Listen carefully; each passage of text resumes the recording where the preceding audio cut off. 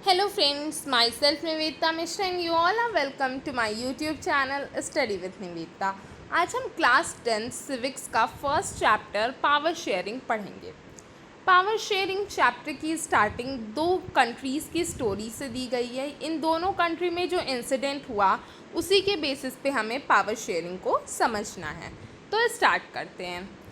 सबसे पहले दो कंट्रीज़ हमारी कौन कौन सी हैं, बेल्जियम और श्रीलंका। सबसे पहले बेल्जियम के बारे में बताया गया है कि आखिर वहाँ इंसिडेंट था क्या।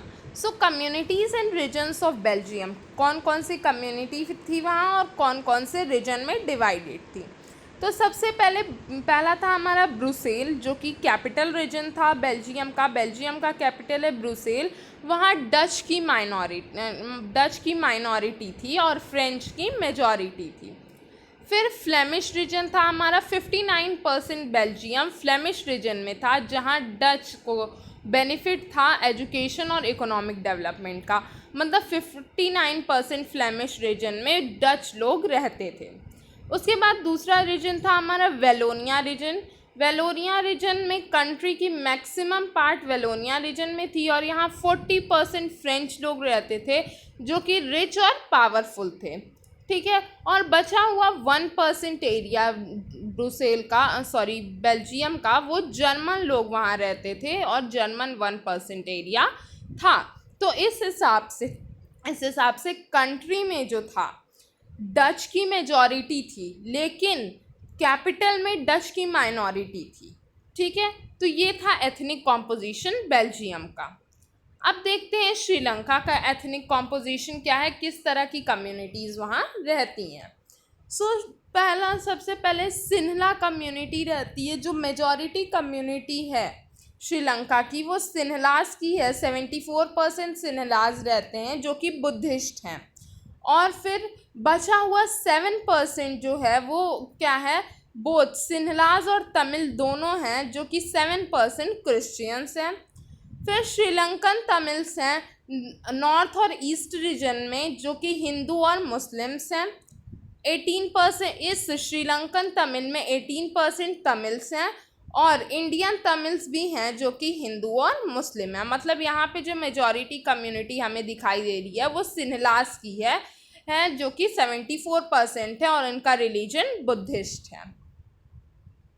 अब रीज़न क्या था, अभी तक हमने देख लिया कि क्या कॉम्पोजिशन था दोनों कंट्रीज़ का, क्या क्या चीज़ें वहाँ पे थी।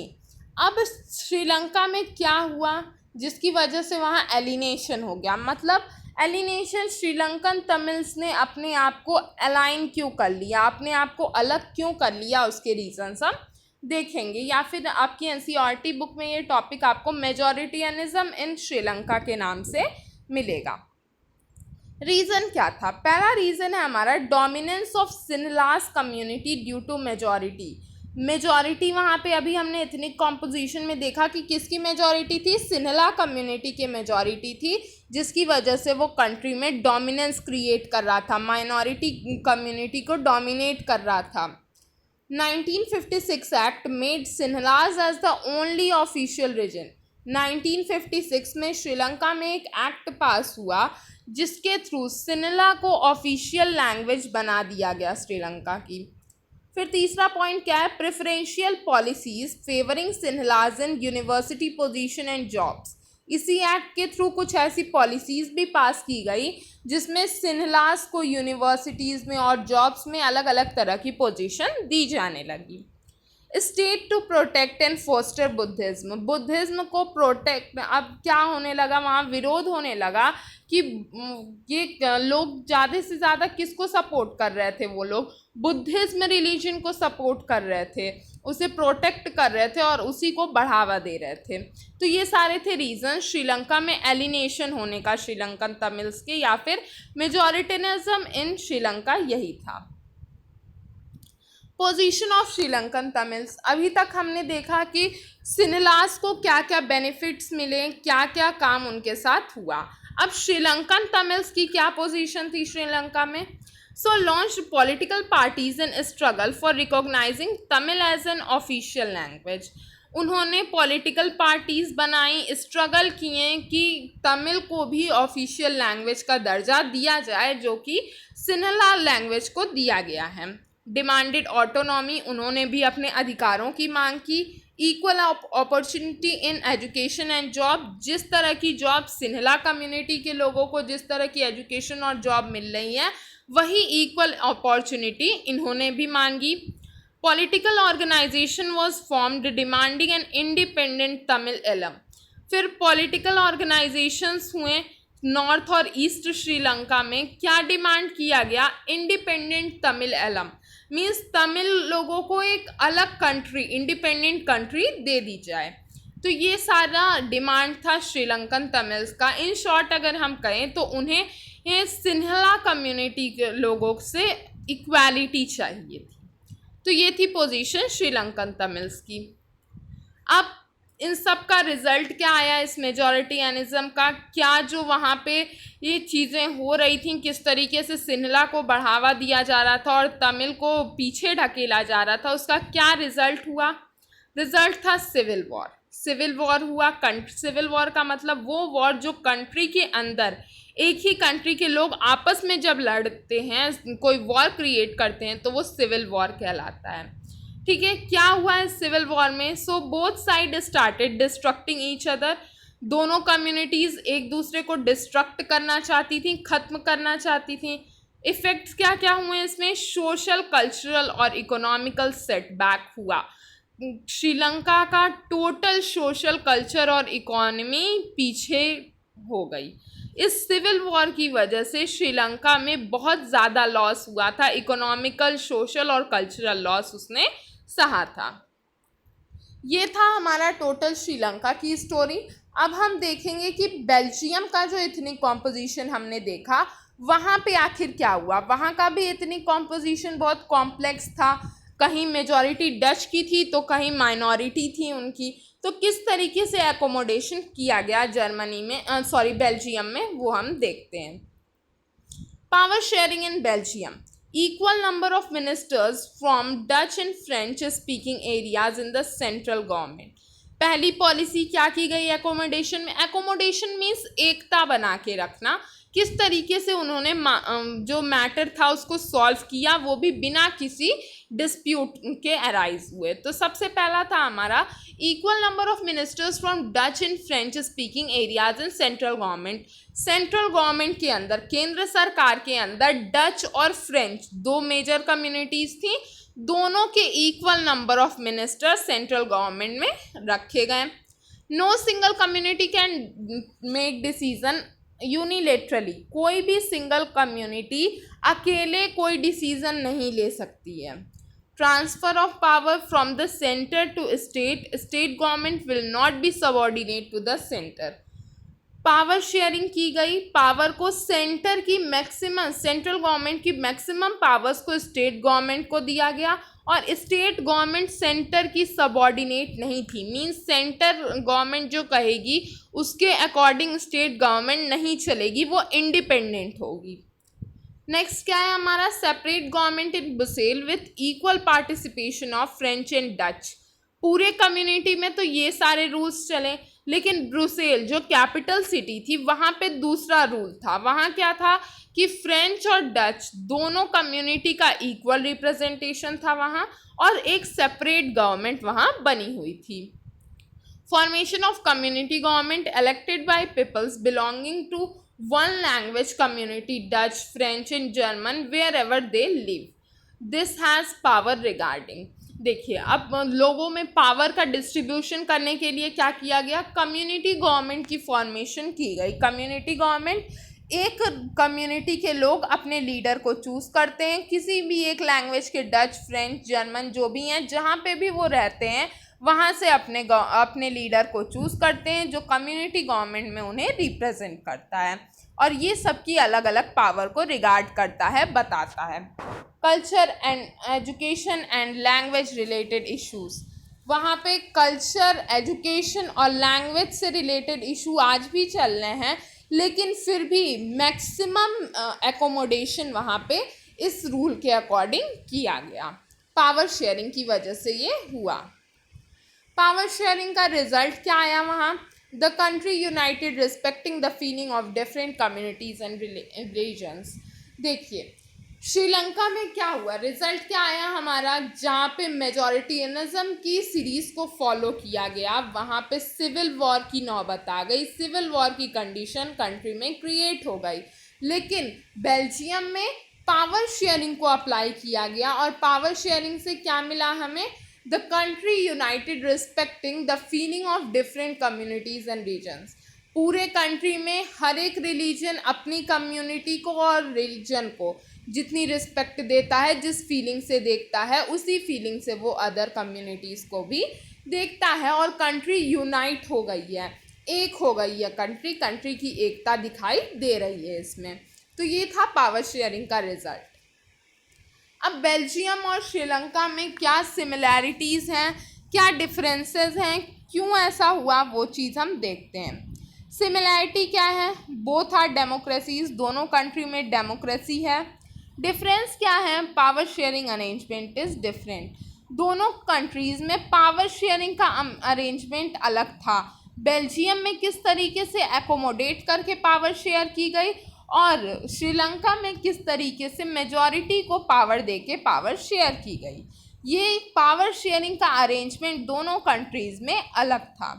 What is unique about Belgium? अब बेल्जियम में क्या चीज़ यूनिक थी? तो leaders have realise that unity of the country is possible only by respecting the feeling and interest of different communities and regions. Leaders जो थे बेल्जियम के, उन्होंने क्या चीज़ रियलाइज़ की कि कंट्री की यूनिटी मस्ट है, कंट्री में एकता बने रहना ज़रूरी है और ये एकता तभी पॉसिबल है जब हर एक कम्युनिटी, हर एक रीजन की फीलिंग और इंटरेस्ट को रिस्पेक्ट दी जाए। ये यहाँ वहाँ के लीडर्स की सबसे बड़ी यूनिक चीज़ थी। What was the drawback in the system followed by Sri Lanka? अब श्रीलंका में क्या ड्रॉबैक हमें देखने को मिला? तो dominance of majority communities Sinhalas by refusing to share power with Tamils resulting in disunity. किस तरीके से श्रीलंका में डिसयूनिटी आई, क्या ड्रॉबैक था? तो यही ड्रॉबैक था कि जो सिस्टम उन्होंने फॉलो किया उसकी वजह से कंट्री में अनेकता हो गई, डिसयूनिटी हो गई। क्या हुआ वहाँ पे? मेजॉरिटी कम्युनिटी ने, सिन्हलाज ने अपना डोमिनेंस क्रिएट कर दिया कंट्री में और तमिल्स को एज अ रिजल्ट उन्होंने तमिल्स के साथ अपनी पावर शेयर करने के लिए मना कर दिया, रिफ्यूज़ कर दिया। तो ये था बेल्जियम और श्रीलंका के बारे में। अभी तक हमने एग्जाम्पल्स के बेसिस पे पावर शेयरिंग को पढ़ा। अब हम पावर शेयरिंग के अलग अलग स्ट्रैंड्स को देखेंगे। तो सबसे पहले why is power sharing desirable in democracy? Democracy में पावर शेयरिंग कैसे डिज़ायरेबल है, कैसे चल सकती है? इसके दो तरह के रीज़न्स हमें दिखाई देते हैं, प्रूडेंशियल रीज़न और मॉरल रीज़न। सबसे पहले प्रूडेंशियल रीज़न और मॉरल रीज़न होते क्या हैं? तो प्रूडेंशियल रीज़न वो होता है जो लॉस और प्रॉफिट के बेसिस पे जो रीज़न्स क्रिएट किए जाते हैं वो प्रूडेंशियल रीज़न होते हैं। हर तरह के प्रॉफिट लॉस को देख के जो रीज़न्स दिए जाते हैं वो प्रूडेंशियल रीज़न होते हैं। जबकि मॉरल रीज़न वो होते हैं जो किसी की मतलब किसी की फीलिंग्स के बेसिस पे या किसी की इंटरनल ऑप्शंस के बेसिस पे जो रीज़न्स क्रिएट किए जाते हैं वो मॉरल रीज़न्स होते हैं। तो देखते हैं कि पावर शेयरिंग क्यों डिज़ायरेबल है डेमोक्रेसी में। इसका प्रूडेंशियल रीज़न क्या कहता है? Reduces conflict between social group. Power sharing की वजह से अलग अलग सोशल ग्रुप्स के बीच से कॉन्फ्लिक्ट की संभावना कम हो जाती है, लड़ाई की संभावना कम हो जाती है। Stability of political order, political order में स्टेबिलिटी दिखाई देती है हमें। स्टेबिलिटी मीन्स स्थिरता दिखाई देती है। बेटर आउटकम, और पावर शेयरिंग डेमोक्रेसी में करना बेटर आउटकम्स देता है। ये सारे थे प्रूडेंशियल रीजंस। अब हम मॉरल रीजंस के बारे में देखते हैं। It is the spirit of democracy. Moral reason power sharing का ये कहता है कि पावर शेयरिंग डेमोक्रेसी की स्पिरिट है, आत्मा है। Peoples have the right to be consulted for governing practices. अलग अलग तरह की गवर्निंग प्रैक्टिसेस, कंट्री को चलाने की प्रैक्टिसेस में पीपल्स के पास अपने राइट होने चाहिए। Power sharing is valuable. Moral reason ये कहता है कि पावर शेयरिंग वैल्यूएबल है। तो ये थे प्रूडेंशियल और मॉरल रीजंस पावर शेयरिंग के डिज़ायरेबल होने के लिए डेमोक्रेसी में। अब नेक्स्ट टॉपिक है हमारा, why in a democracy should political power be distributed. Democracy में पॉलिटिकल पावर का डिस्ट्रीब्यूट होना क्यों ज़रूरी है? तो सबसे पहले peoples are the source of all power. हर तरह की पावर का सोर्स कौन है? पीपल्स हैं, वहाँ के सिटीजन्स हैं। People rule themselves through institution of self governance. लोग अपने आप को किससे गवर्न करते हैं, अपने आप को किस तरीके से रूल करते हैं? सेल्फ गवर्नेंस के इंस्टीट्यूशन से वो अपने आप को रूल करते हैं। Due to respect is given to diverse group and views, all have a voice in shaping public policies. जैसा कि हम जानते हैं कि अलग अलग डाइवर्स ग्रुप के व्यूज़ को जानने के लिए हर एक के पास अपनी पब्लिक मतलब हर एक के पास रिस्पेक्ट उन्हें दी जा रही है, हर एक को रिस्पेक्ट दी जा रही है कि आप अपने अपने ग्रुप को, अपने व्यूज़ को रिप्रेजेंट करिए। तो इसकी वजह से क्या हो रहा है कि पब्लिक पॉलिसी शेप में आ रही हैं।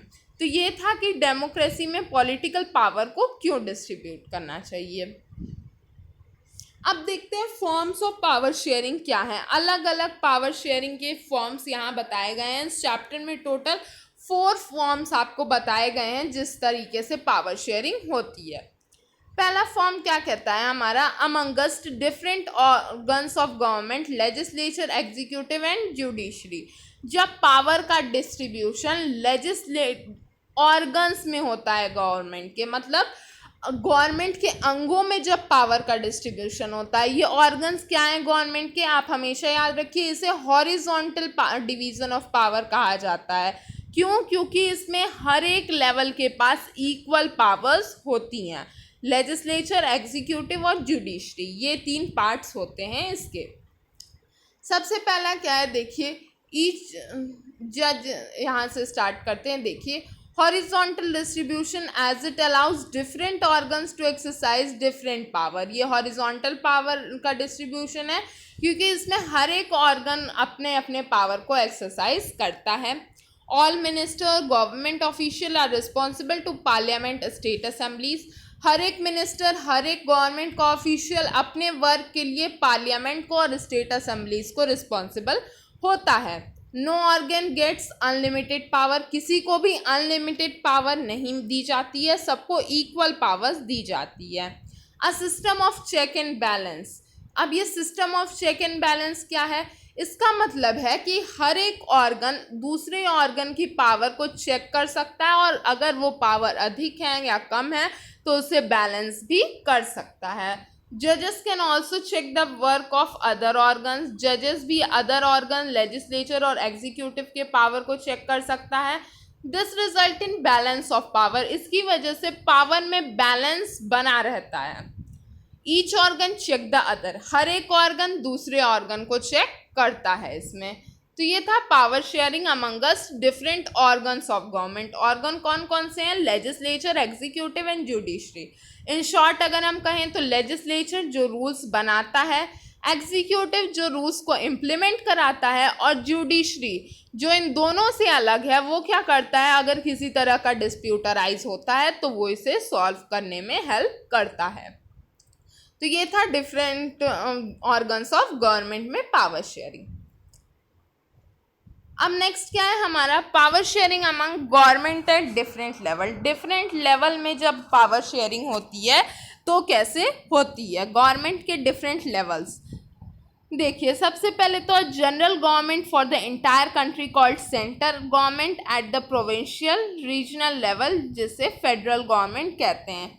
एक हेड गवर्नमेंट होती है जनरल गवर्नमेंट जो पूरे कंट्री को गवर्न करती है, वो सेंट्रल गवर्नमेंट, और दूसरी या तो रीजनल, प्रोविंशियल या स्टेट गवर्नमेंट जिसे हम कहते हैं वो होती है। तो 2 पार्ट्स में डिवाइडेड हुई पावर जिसे कॉमनली हम स्टेट गवर्नमेंट कहते हैं। Constitutional distribution of power to the state and centre. Centre और स्टेट दोनों में कॉन्स्टिट्यूशनल डिस्ट्रीब्यूशन होता है पावर का। Same with panchayat and municipality, panchayat और म्यूनसिपैलिटीज़ में भी ऐसा ही होता है। अब इसे हम वर्टिकल डिवीज़न ऑफ पावर कहते हैं। वर्टिकल डिवीज़न ऑफ पावर क्यों है ये? क्योंकि इसमें सबके पास इक्वल पावर्स नहीं होती हैं, हर एक की पावर अलग अलग है।